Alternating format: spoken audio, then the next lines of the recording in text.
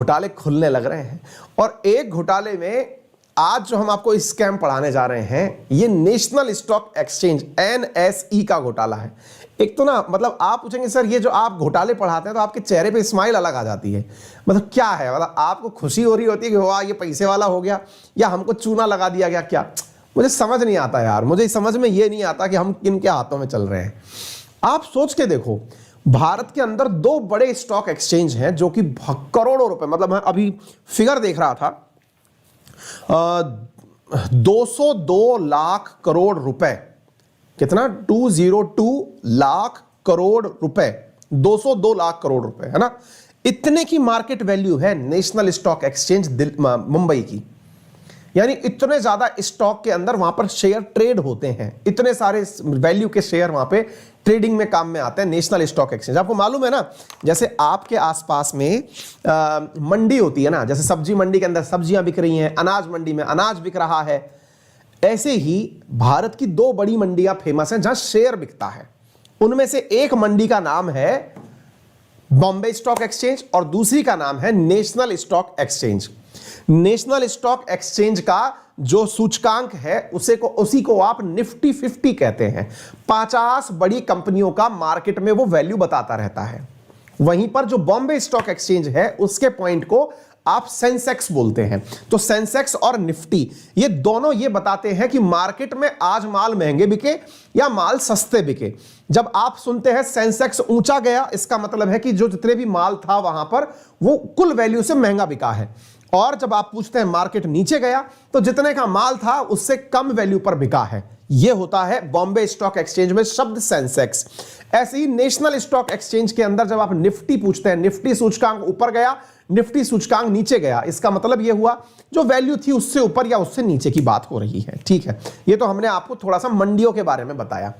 इनमें से एक मंडी की MD थी, यह महिला जो आपको फोटो में बैठी दिखाई दे रही है। इनका नाम है साहब चित्रा रामकृष्णन। चित्रा रामकृष्णन के कार्यकाल के दौरान, ये 2016 में तो मतलब इस्तीफा दे चुकी हैं, राज अब खुल के आ रहे हैं 2022 में।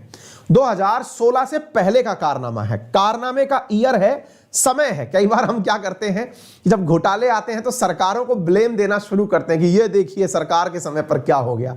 ये तो खुल के आ रहे हैं। घोटाले का टाइम है दिसंबर 10 2012 से लेकर के मई 30 2014, इसके बीच के घोटाले हैं जो खुल के 2022 में आ रहे हैं। क्या है कहानी, आइए सुनिए साहब। ये जो मैडम आपको तस्वीर में दिख रही हैं, जिनका नाम चित्रा रामकृष्णन है, ये नेशनल स्टॉक एक्सचेंज की MD हुआ करती थी, यानी उस मंडी की सबसे बड़ी अधिकारी हुआ करती थी। साथियों, मजेदार बात यह है कि ये अपने स्टाफ में किस आदमी को किस नौकरी पर रखेंगी, इसका निर्णय ये किसी वर्चुअल बाबा से पूछकर किया करती थी। भारत ऐसे ही थोड़ी स्पिरिचुअल लैंड है, हल्के में ले रहे हो आप। बात भले ही 202 लाख करोड़ रुपए की क्यों ना हो, लेकिन वहां के MD किसी बाबा से पूछकर के निर्णय कर रहे हैं कि बताइए किस व्यक्ति को कौन सी नौकरी पर रखना है। और वर्चुअल बाबा का मतलब, अब आप पूछेंगे ये कौन होता है वर्चुअल बाबा, ये तो हमने तो कई तरह के बाबा सुने, ये कौन सा वाला बाबा आ गया। ये बाबा साहब चित्रा रामकृष्णन से जब सेबी ने पूछताछ करी और पता लगाया कि आप निर्णय लेती कैसे हैं, तो वो कहती हैं कि हर आदमी अपने समय में अपने या तो सीनियर से, जानकारों से, फील्ड के जानकारों से ये सारी जानकारियां लेते हैं। मैं तो अपने ही एक ऐसे किसी मेंटर से जानकारी लेती थी। बोले आपका मेंटर कौन? बोले मेरे कोई बाबा जी थे जिनसे मैं पूछ करके निर्णय लेती थी। बोले बहुत बढ़िया। बोले आपकी मुलाकात उन बाबा जी से कहां हुई? बोले आज से 20 साल पहले कभी गंगा नदी के किनारे में उनसे मिली थी। बोले बहुत बढ़िया। क्या आप उनका नाम पता कुछ जानती हैं? बोले कुछ नहीं जानती, मैं उनको शिरोमणि के नाम से पुकारा करती थी। बोले वाह भाई वर्चुअल बाबा, वर्चुअल बाबा से आप बात कैसे करती थी?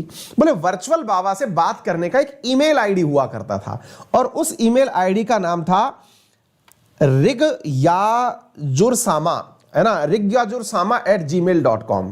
बोले अच्छा, तो क्या करती थी? बोले मुझे कभी भी कोई दिक्कत होती थी मैं इस पर ईमेल लिखती थी। आप में से कई बाल कलाकार इस पर मेल भी लिख देंगे, है ना, और शिरोमणि के नाम से 2-4 यूट्यूब चैनल भी बना लेंगे, लेकिन मतलब नहीं है, किसी को से भी कोई नहीं मिला ये बाबा तो आपको क्या मिलेगा, है ना। तो आप सुनिए, तो जनाब ये बोले मैं इस पर मेल करती थी और बोले फिर मेल करके बाबा का आशीर्वाद जो होता था कि भाई इस व्यक्ति को इस पोस्ट पर बिठा दो, मैं वो काम कर लेती थी। बाबा को पूरे नेशनल स्टॉक एक्सचेंज के सभी कर्मचारियों का नॉलेज था। बाबा इतने दूरदर्शी थे कि कहीं दूर बैठ करके वो मुझे गाइडेंस दिया करते थे, उनको एक एक व्यक्ति के बारे में पता था। बोले बहुत बढ़िया, और आगे चलते रहिए, बताते रहिए क्या क्या हुआ। बोले बाबा ने ऐसे ही एक बार मुझसे कहा कि एक आनंद सुब्रमण्यम नाम का व्यक्ति है, उसे अपना पर्सनल सेक्रेटरी रख लो। बाबा का आदेश था, मैंने रख लिया। पता चला कि वो जो व्यक्ति था जिसका नाम है आनंद सुब्रमण्यम, वो किसी कंपनी में 15 लाख रुपए के पैकेज पर, सालाना पैकेज पर काम करता था। कोई मतलब होगी छोटी मोटी कंपनी टाइप से। बाबा का आदेश आया, बाबा ने कहा इसको 1 करोड़ का पैकेज दे दो, मैंने दे दिया। बाबा का आदेश आया इसको 4.25 करोड़ का पैकेज दे दो, मैंने 4.25 करोड़ का पैकेज दे दिया। चिंता की बात नहीं है, बाबा का आशीर्वाद था। अच्छा साहब, और फिर माननीय मैडम आपने क्या किया? कुछ नहीं जी, बाबा का आदेश था, 2016 में आप लोगों ने पूछताछ बढ़ाई, मैंने इस्तीफा दे दिया। तो फिर सवाल बनता है कि अब मामला उजागर कैसे हुआ? अब आते हैं आपके सामने दूसरी न्यूज पर। यह तो हुआ हमारे नेशनल स्टॉक एक्सचेंज के सबसे बड़े घोटालों में से एक की वो निकाली जा रही है, परतें खुल के जा रही हैं। लगभग 1000 करोड़ का मामला निकल के आने की उम्मीद है, लेकिन इसमें आपको बहुत सारी बातें सीखने को मिलेंगी आज के इस सेशन के अंदर, जो मैं आप लोगों को सिखाने वाला हूं, ठीक है ना। बहुत सारे तथ्य आपको पता चलेंगे नेशनल स्टॉक एक्सचेंज से निकल करके, जिसमें किसी अननोन योगी की बात हो रही है, चित्रा रामकृष्णन की बात हो रही है, और एक जो इस शब्द इसके लिए दिया जा रहा है, इस स्कैम के लिए, वो स्कैम के लिए शब्द दिया जा रहा है कोलोकेशन स्कैम। नाम दिया जा रहा है कोलोकेशन स्कैम। बस ये तथ्यात्मक जानकारी आप रखिएगा। जैसे आपने कभी कोयला स्कैम सुना, 2G स्कैम सुना, 3G स्कैम सुना, ऐसे ही अब आप सुनने जा रहे हैं कोलोकेशन स्कैम। तो पहले हम ये समझेंगे कि ये कोलोकेशन होता क्या है, फिर साहब हम इस बात को पढ़ेंगे। भाई कमेंट पढ़ते चलना, कोई बच्चे परेशान हो रहा है उसको रिप्लाई करो फटाफट। हाँ जी, तो साहब यहां पर पॉइंट क्या बन रहा है कि ये कोलोकेशन स्कैम क्या है, इसके बारे में आज के सेशन में हम चर्चा करेंगे। आइए बताते हैं कोलोकेशन क्या है। इसको समझने से पहले आपको थोड़ा शेयर मार्केट पर विश्वास रखना होगा। आप में से कई लोग एक सवाल सोच करके खुश रहते हैं, सर शेयर मार्केट है, ट्रेडिंग होती है। अच्छा, कईयों को तो बिल्कुल नहीं पता है कि शेयर मार्केट क्या होता है। मैं आपको एकदम सब्जी मंडी स्टाइल में बता रहा हूं, आप उतना ही समझकर चलिए और उससे आपका काम पूरा समझ में आ जाएगा। ये कोलोकेशन स्कैम समझ में आ जाएगा। पहले स्कैम समझिए, फिर इन मैडम के कारनामे आप समझेंगे, आसानी से बात समझ में आ जाएगी। सब्जी मंडी का उदाहरण ले लीजिए, कोलोकेशन स्कैम समझ में आ जाएगा। सब्जी मंडी में क्या होता है, आप सब्जी खरीदने जाते हैं। कभी आपने सब्जी मंडी का वाकई में अगर दर्शन किया हो, जो बड़ी सब्जी मंडी होती है शहर की, उसमें अगर गए हो तो वहां पर बहुत सारे लोग ठेला लगा के खड़े होते हैं और चिल्ला रहे होते हैं, आलू इतने रुपए किलो, आलू इतने रुपए किलो। और धीरे धीरे जब आप उनके नजदीक जा रहे होते हैं तो आपको लगता है कि इसके पास जाके आप खरीदने ही वाले हैं, इतनी देर में दूसरा चिल्ला पड़ता है। आप अगर 10 रुपए किलो खरीदने जा रहे हैं, दूसरा बोलते हैं 9 रुपए किलो। आप उसके पास जा रहे होते, तीसरा कहीं कोने में खड़ा होता है, 5 रुपए किलो, 5 रुपए किलो, अंतिम माल ले लो। मंडी में देखा है ना, शेयर मार्केट में भी ऐसा ही होता है। शेयर मार्केट में क्या सब्जियां बिकती हैं, मैंने कहा ना वहां शेयर बिकता है। बोले कैसे बिकता है? बोले शेयर बिकता क्या है, आप खरीदार बैठे हैं दुनिया भर के अंदर, शेयर मार्केट के अंदर शेयरों को लिस्ट कर रखा है कंपनी के सॉफ्टवेयर पर। एक ऐसा सॉफ्टवेयर है जहां पर आपको शेयर दिख रहे हैं सारे के सारे। आपका मन करता है जिस शेयर को खरीद लो, जब शेयर का भाव बढ़े बेच दो, शेयर का भाव ना बढ़े घर में रख लो, अगर भाव बढ़ गया बेच दिया, घाटा लग रहा है आपको तो बेच दो। यानी कि मंडी में सभी लोग ग्राहक हैं और सभी विक्रेता हैं। यानी शेयर मार्केट के अंदर ऐसा नहीं होता कि एक व्यक्ति, जब आईपीओ आता है ना, जो प्राइमरी मार्केट है, उस समय ही केवल एक विक्रेता होता है, बाकी सब ग्राहक होते हैं। बाकी टाइम पर जब सेकेंडरी मार्केट वर्क कर रहा होता है, उस समय आप अपना शेयर किसी को बेच दो, किसी का शेयर आप खरीद लो। ये सारे काम किसके माध्यम से हो रहे होते हैं? नेशनल स्टॉक एक्सचेंज के माध्यम से हो रहे होते हैं। ठीक है, एक सब्जी मंडी जहां पर हर व्यक्ति विक्रेता और हर व्यक्ति क्रेता है। आगे बढ़ते हैं साहब। सर लेकिन सुनने में तो आपकी बात में मजा आ रहा है कि कोई भी व्यक्ति कुछ भी बेच रहा है, खरीद ले रहे हैं, लेकिन सर इतना आसान कैसे होगा? देश की इतनी बड़ी आबादी, इतना सारा पैसा इन्वेस्टमेंट में लगेगा। आप ही ने बताया 202 लाख करोड़ रुपए का पैसा लगा हुआ है उस मार्केट में। इतना मार्केट का, इतनी वैल्यू का माल जो है वो बिक रहा है, खरीद में आ रहा है। तो सर इसका मतलब जो कंप्यूटर होते होंगे, सर ये भी बहुत उच्च क्वालिटी के होते होंगे। मैंने कहा बेटा कंप्यूटर, सुपर कंप्यूटर पकड़ के चलो। क्यों? क्योंकि इतनी फास्ट प्रोसेसिंग करनी होती है। आप सोचकर देखो, एक समय की बात है, आप तो खैर कोरोना काल में आप लंबे समय से यात्रा नहीं किए होंगे ट्रेन की, लेकिन एक समय की बात है कि अब हम ट्रेन का टिकट बुक करते थे और जिस समय पर तत्काल का टिकट विंडो खुलता था, वेबसाइट हैंग हो जाती थी, वेबसाइट खुलती नहीं थी, क्योंकि देश के इतने सारे लोग टिकट बुक करने निकलते थे। होता था कि दिक्कत नहीं होता था? सोच के देखो, ऐसे नेशनल स्टॉक एक्सचेंज पर हो जाए तो क्या हो। अच्छा, कई बार आपने देखा है, कई बार अपन टिकट बुक करने वेबसाइट पर जाते हैं, जब बुक कर रहे होते हैं तब तो दिखा रहा होता था कि 10 सीट बची हैं, 15 सीट बची हैं। जैसे ही बुक मारा, इतनी देर में भाई साहब सीट खत्म, हमारा भी नंबर नहीं आया, इतनी देर में सीटें खत्म हो गई। सोचो नेशनल स्टॉक एक्सचेंज पे क्या होता होगा। जिस समय आपको शेयर दिख रहा है, आपने शेयर खरीदा, पता चल रहा है आपका पैसा गया, उससे पहले शेयर बिक गया। ऑब्वियस सी बात है ना, कितना फास्ट प्रोसेस होता होगा। एक बार के लिए दिमाग में कल्पना कर लो, हो गई कल्पना। अच्छा, ये कहां होता है मार्केट? मुंबई के अंदर है ये मार्केट। आप अलवर में बैठ करके मुंबई से माल खरीद रहे हैं, यानी मुंबई के अंदर जो कंप्यूटर चल रहा है वो बहुत तेजी से चल रहा है। उस तेजी से चल रहे कंप्यूटर से ट्रेडिंग हो रही है धड़ाधड़। अब इस स्कैम को समझने में आसानी हो जाएगी आपको। क्या? मान लो बेटा कि ये कोई कंप्यूटर है जो ट्रेडिंग कर रहा है, इस NSE के अंदर इस जगह ये कंप्यूटर रखा हुआ है, ठीक है ना? बड़ा कंप्यूटर, सुपर कंप्यूटर, 4-5 कमरों में रखा हुआ कंप्यूटर है, ठीक है। अब कॉमन सेंस लगाना, मैं अलवर बैठा हुआ हूं, मुझे वहां से लेकर के यानी मुंबई से कोई सूचना अलवर में मिलेगी, क्या मुझे उतनी ही तेज गति से मिल जाएगी क्या, जितनी तेज गति से जो व्यक्ति यहीं पर बैठ करके ट्रेडिंग कर रहा होगा? बस इतना सा अंदाजा लगाइए आप। दोबारा बोल रहा हूं, थोड़ा सा गहरा विषय है, सोचने में थोड़ा समय लगेगा, कईयों के ऊपर से निकलेगा, लेकिन समझ में आ जाए तो ठीक है, नहीं तो जाने दो, आपके लिए तो घोटाला घोटाला ही होता है जी। फिर से सुन लो क्या बोल रहा हूं। यहां पर एक व्यक्ति जो इस ऑफिस में इस मशीन पर काम कर रहा है, उसको जितना जल्दी सूचना मिलेगी, उसको जल्दी सूचना मिलेगी, या फिर मैं जो अलवर में बैठा हूं मुझे जल्दी सूचना मिलेगी? ऑब्वियस सी बात है कि सूचना जब ट्रांसफर होती है ना, तो ट्रांसफर होने में समय लेती है, प्रोसेसिंग के अंदर टाइम लेती है, जिसे लेटेंसी कहते हैं। उदाहरण के लिए बताता हूं, मैं आपसे अभी बात कर रहा हूं, अगर आप सेकंड की सुई लगाएं तो मैं जिस समय आपसे बोल रहा हूं उस समय सेकंड के हिसाब से अगर मैं बात बताऊं, सेकंड बताएगा कोई? एकदम एक्यूरेट सेकंड बताओ। इसमें सेकंड दिख नहीं रही, तुम दिखाओ। मैं जिस समय आपको बोलूंगा, आपको लेटेंसी समझाने का प्रयास कर रहा हूं मैं। अगर आप लेटेंसी समझ जाएं तो एक शब्द सिखाता हूं मैं आपको, और उस लेटेंसी से आप ट्रेडिंग की वैल्यू समझ जाएंगे। सेकंड बताओ कहां है? डॉट सेकंड में आंसर दो, खोजते रहो तुम, है ना? तो मैं क्या कहना चाह रहा हूं, मैं जो आपसे बात बोल रहा हूं, यह बात आप तक पहुंचने में भी, जबकि मैं लाइव हूं इस समय, आप तक पहुंचने में भी 2-4 सेकंड का अंतर है। मतलब आप तक मेरी बात पहुंचती है, प्रोसेसिंग होती है, फिर आप तक आती है, इतने में भी एक लैग है, उसी को लेटेंसी कहते हैं। क्योंकि सूचना एकदम अपलोड होकर पहुंचने में आग की तरह भी जाएगी ना, तो भी टाइम लेगी। ऐसे ही शेयर मार्केट में भी होगा। फिर आप पूछेंगे तो फर्क क्या पड़ रहा है? फर्क यह पड़ रहा है, कहां चल रही है सेकंड?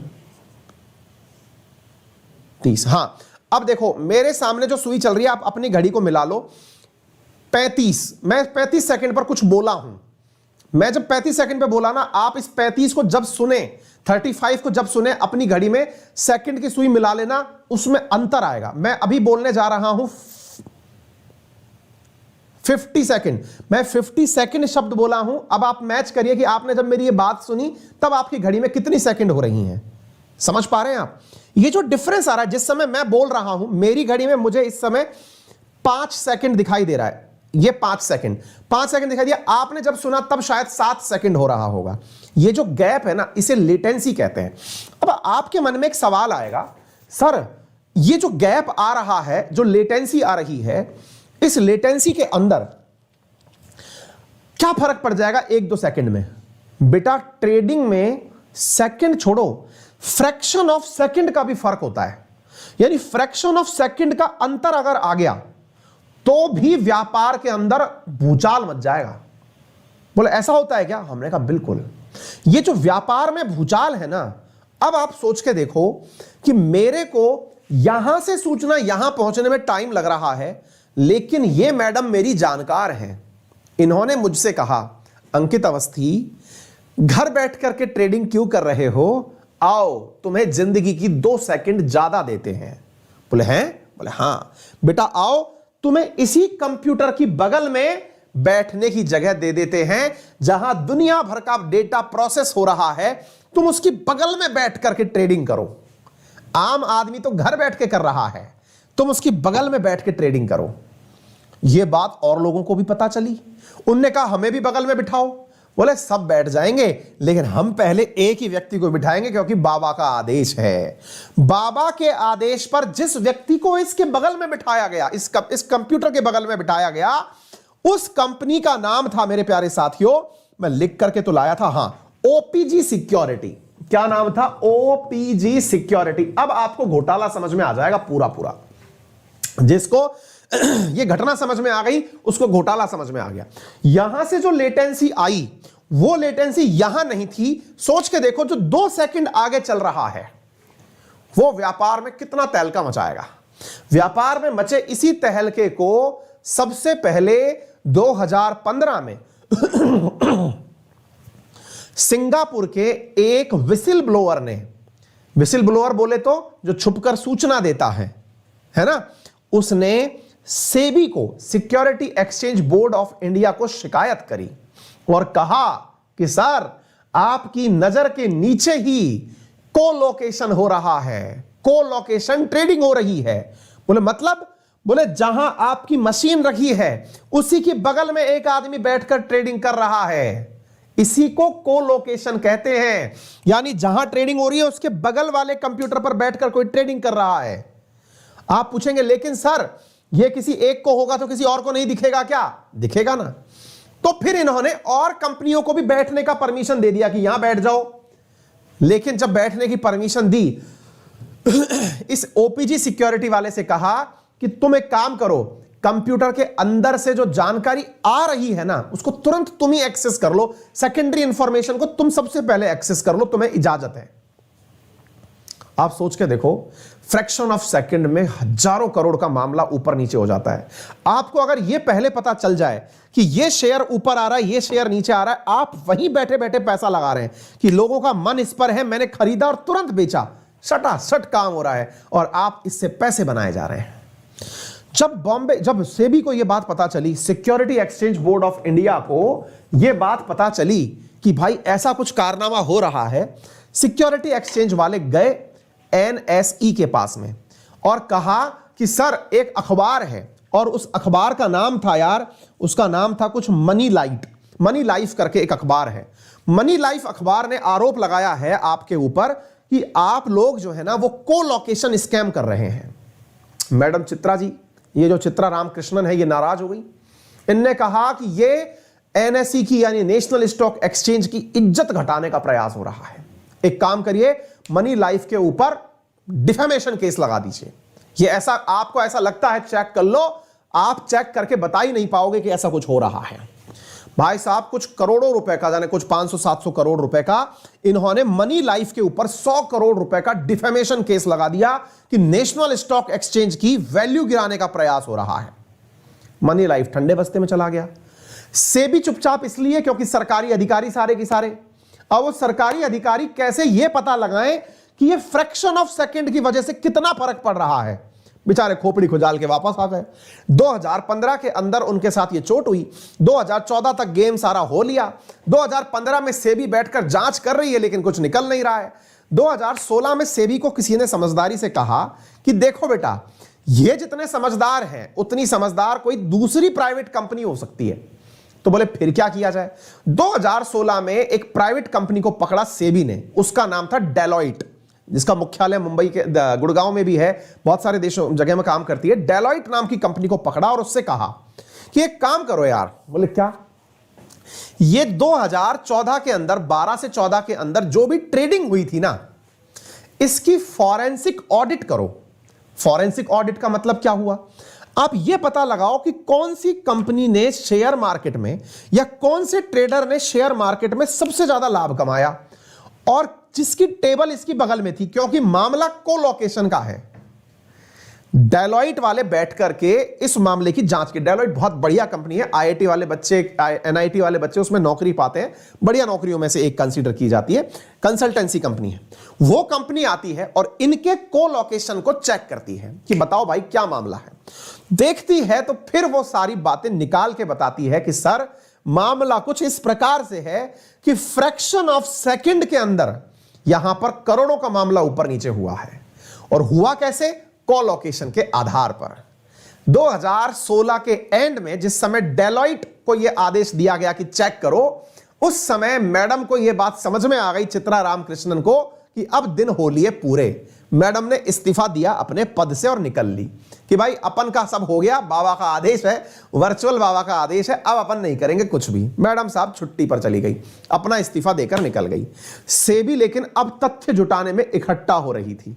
सेबी ने रिसेंटली यह बात ब्रेक करके बताई है कि 2012 से 14 में, सोचिए तब से इसकी जांच एक एक पहलू की जांच होती गई।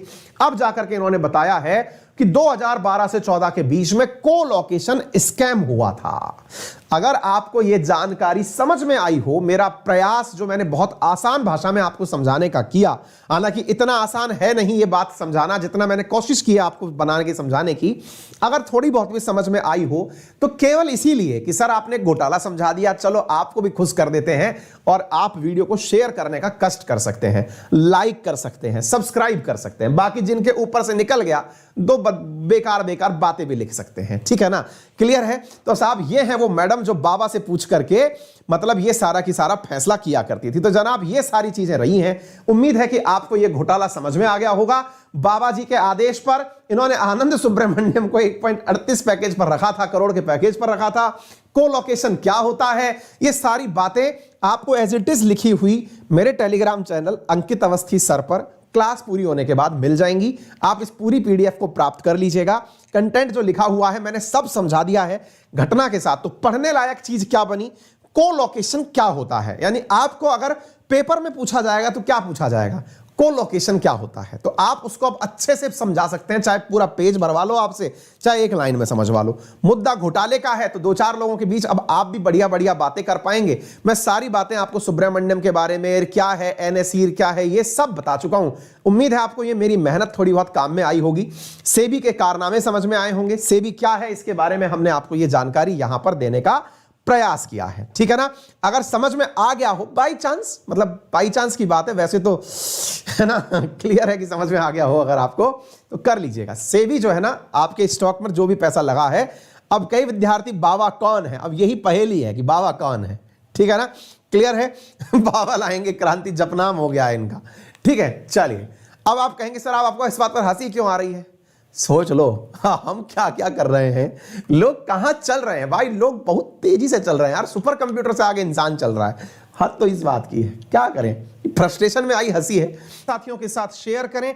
मेरा रेफरल कोड है अंकित10, जिसका यूज करके आप अनअकैडमी पर किसी भी सेक्शन के अंदर अनअकैडमी पर कोई भी सेक्शन परचेज करते हैं तो 10% का डिस्काउंट आप प्राप्त कर सकते हैं। चैनल पर नए हैं तो चैनल को अभी सब्सक्राइब करें, वीडियो को लाइक करना बिल्कुल ना भूलें। महत्वपूर्ण जानकारी के लिए मैं आपको बता दूं कि कल बहुत ही अल्टीमेट एक सुबह 11 बजे टेस्ट होने वाला है, फ्री ऑफ कॉस्ट टेस्ट है, अनअकैडमी पर होने वाला ये टेस्ट है, जिसका लिंक कमेंट बॉक्स में पिन कर दिया गया है। यदि आपने अभी तक अपने आप को इसमें एनरोल नहीं किया है तो अभी जाकर एनरोल करिए। कमेंट बॉक्स पर दिए लिंक पर कमेंट कर लिंक पर क्लिक करिए और पहुंच जाइए। यूज माय रेफरल कोड अंकित10 और इस टेस्ट में पार्टिसिपेट करने वाले हर विद्यार्थी को कुछ ना कुछ एक्साइटिंग प्राइज देने का डिसीजन है। टॉप 1000 को लकी पॉइंट्स इसके अंदर, साथ में mobile gadgets, Apple phone, Dell laptops आदि दिए जाएंगे। दोपहर 12 बजे कल के दिन एसएससी कैटेगरी के अंदर इसी प्रकार का टेस्ट रखा गया है। उम्मीद है कि आप सभी लोग इसमें पार्टिसिपेट करेंगे। पेशेंसफुल रहने के लिए धन्यवाद। ये प्राप्त होनी चाहिए कि यदि आप चाहते हैं फाउंडेशन लेवल पर पढ़ना तो मेरे द्वारा इकोनॉमी पढ़ाई जा रही है शाम 7 बजे, आप उस क्लास के अंदर उपस्थित हो सकते हैं। इसके अंदर इंडियन पॉलिटी, इकोनॉमी सभी क्लासेस, रेफरल कोड अंकित10 यूज करके आप इस क्लास के अंदर पहुंच सकते हैं। मेरा रेफरल कोड अंकित10 है, जिससे फ्री स्पेशल क्लासेस तो आपको मिलती ही हैं।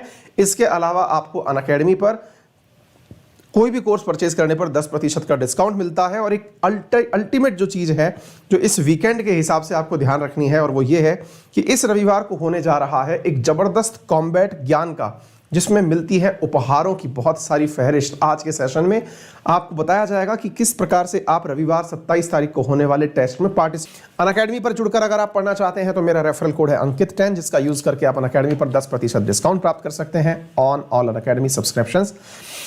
फ्री स्पेशल क्लासेस देखनी हो या फिर किसी प्रकार का कंसेशन चाहिए हो तो आप मेरा रेफरल कोड यूज करें। साथ में अगर आप चाहते हैं लोन फैसिलिटी का उपयोग करना तो अनअकैडमी पर इजी EMI फैसिलिटीज भी उपलब्ध हैं, जिनका यूज करके आप अनअकैडमी पर जुड़कर पढ़ सकते हैं। तमाम कोर्सेज आपके लिए उपलब्ध हैं। और फिलहाल के लिए इतना ही। अपना ख्याल रखें, बड़ों का सम्मान करें, छोटों को प्यार दें, अपना व्यक्तित्व इस प्रकार से विकसित करें कि महिलाएं आपके साथ सुरक्षित महसूस करें। धन्यवाद।